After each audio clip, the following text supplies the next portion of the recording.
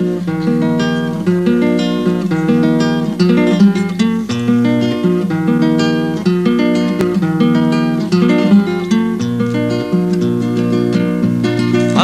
mucho el dinero, mucho se la da amar, al torpe hace discreto y hombre de respetar, hace correr al cojo y al mudo le hace hablar, quien no tiene dinero no es de sí señor.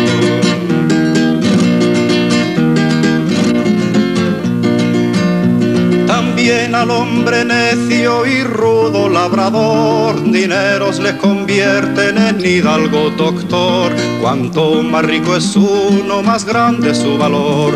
Quien no tiene dinero no es de sí señor.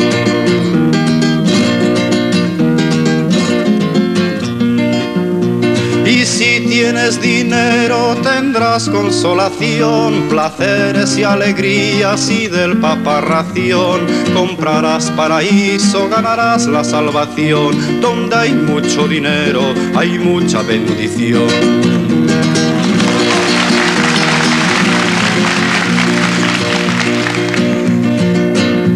Él crea los priores, los obispos, los abades, arzobispos, doctores, patriarcas, potestades. A los clérigos necios da muchas dignidades. De verdad hace mentiras, de mentiras hace verdades.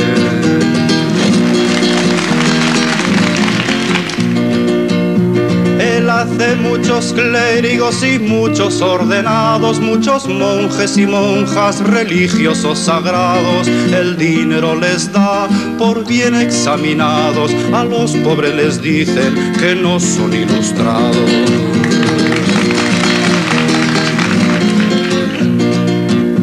Yo he visto a muchos curas en sus predicaciones despreciar al dinero, también sus tentaciones, pero al fin por dinero otorgan los perdones, absuelven los ayunos y ofrecen oraciones.